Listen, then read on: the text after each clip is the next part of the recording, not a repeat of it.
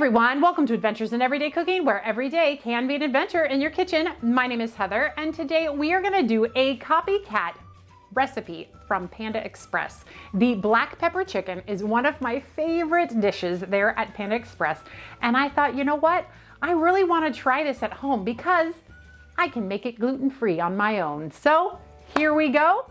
Let's get this done, and I hope it's gonna be fantastic. Let's go. All right, now this recipe is gonna go really quick. It's all in one skillet. We're actually going to use the Pampered Chef wok. It is stainless steel non-stick wok. I love this thing. Hopefully I have enough room for everything. We'll see. If not, learn from my mistakes. Okay, so let's start with the chicken here. So I have thighs cut into bite-sized pieces, and I went ahead and did it ahead of time so I didn't have chicken all over the place. We're gonna add some cornstarch. We are gonna add garlic powder and onion powder. We're also going to add some pepper and some ground ginger. Now there is going to be pepper and ground ginger in the sauce as well, so make sure you separate them well. You'll see in the directions, it says for the sauce, for the chicken, yeah. All right, and then we're just gonna toss this to coat. I love this recipe already because I know it's easy to make gluten-free because it's cornstarch, not wheat.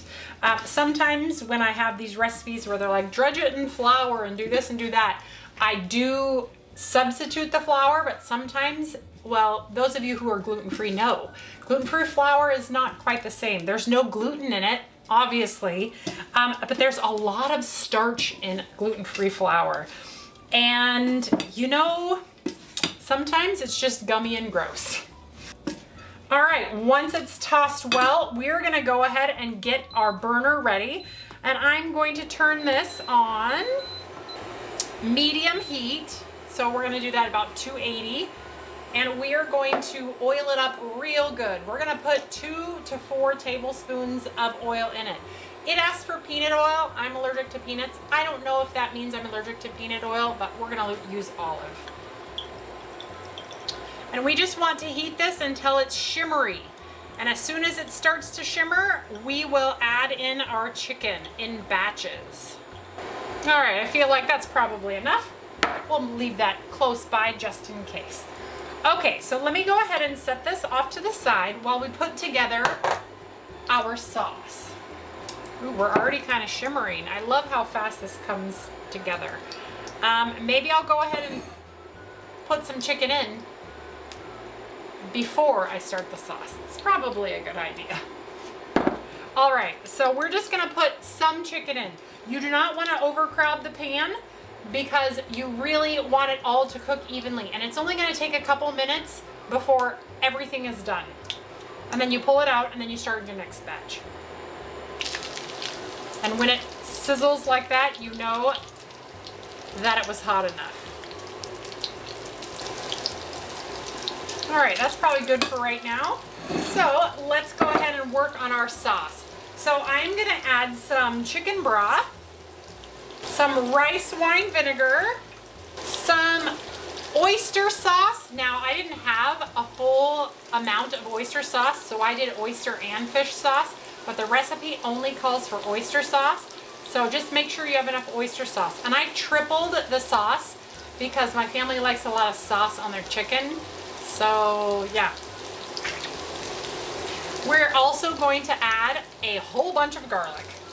And then our seasonings. We have chili powder, we have black pepper, and we have ground ginger once again.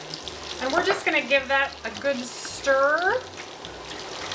And then we're gonna set that off to the side while we focus on our chicken again. The other thing that you're gonna wanna do is make some rice. So right back there in the Instant Pot, I have my rice already ready to go. All right, the other stuff what we're gonna need is some onions. Now it said a whole onion sliced up and then cut in half. This is 2 onions because I doubled the recipe, but that feels like an awfully lot of onion. So I'm just gonna eyeball it whenever we get to that part because I feel like, wow, that's a lot of onion. However, then I doubled the celery and the green pepper, and that looks like a lot of celery and green pepper. So, I don't know. I guess we're just gonna wing it. And we're just looking for the chicken to be just cooked enough so that you can't see any more pink, because it's gonna continue to cook in the bowl and in the sauce in a little bit. So I think that looks great. So I'm gonna go ahead and take these out. And since I was using chicken thighs, they do look a little pinker than most breasts would, but they are cooked through. All right, let's get our second set in there. And if I feel like I need to add a little bit more oil, I definitely will. And it looks like I do need some more oil. I probably should have added the oil first, but learn from my mistake. Right, now we just wait until the chicken is all done. So enjoy this little montage.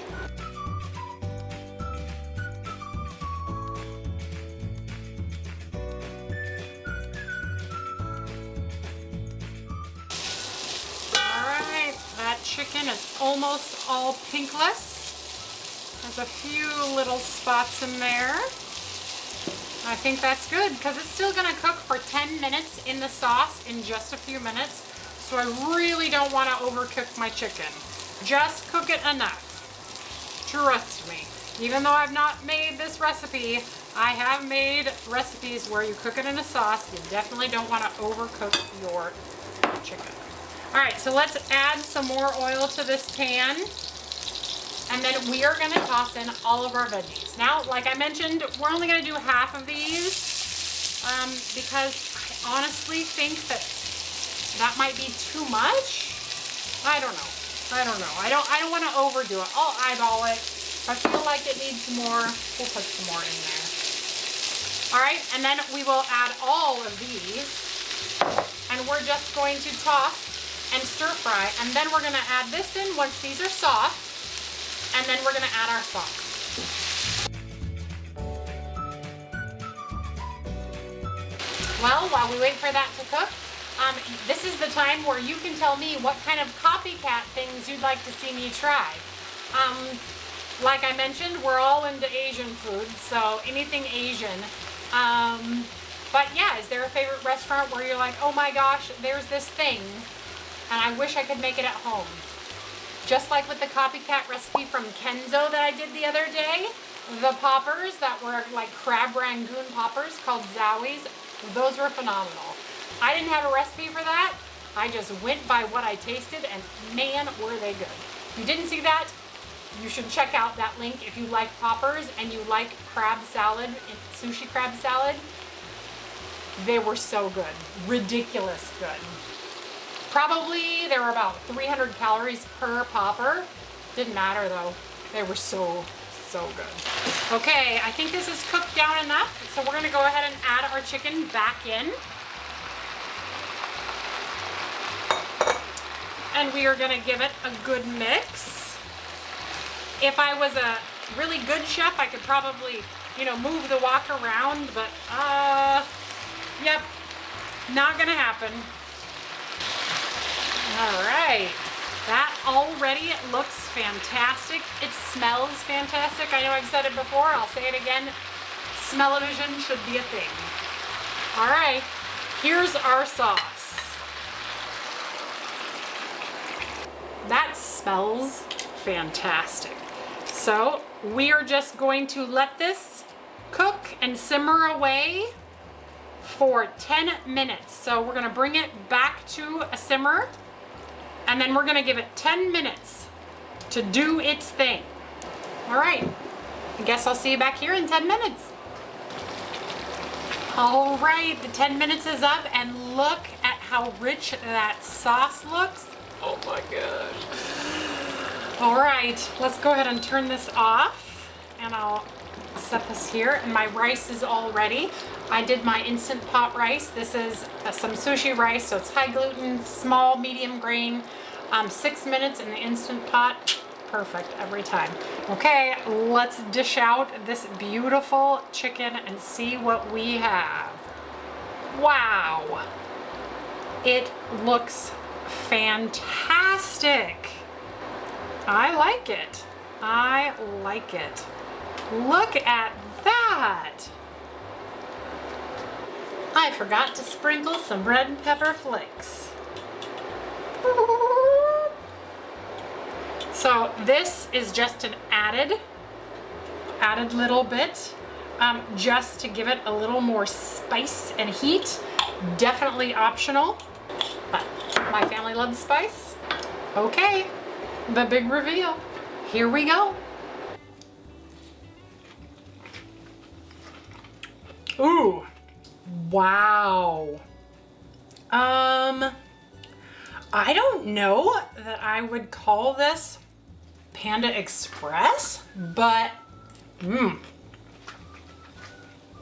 I would call it good. Wow, that's phenomenal.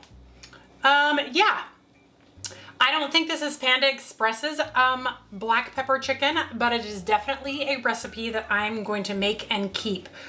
It has fabulous flavors and wow, I don't even know how to describe it right now. The chicken, of course, is nice and tender.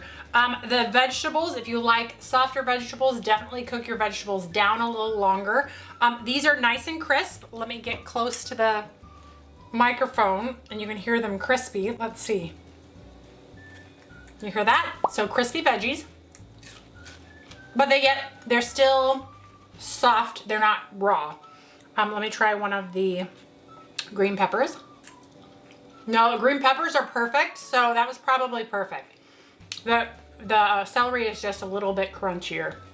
If you wanted your celery to be a little less crunchy, you could definitely put it in first into the pan with the onion and then throw in your green pepper last so that you can just get it just soft enough because it's not squishy or anything. And the onions are fantastic. Oh man, wow, this is really good. And the black pepper flavor that is on here is not overpowering. Even though I put in so much black pepper, it tastes really good. All of the flavors marry really well together and wow, this is fantastic. I say this is a definite win.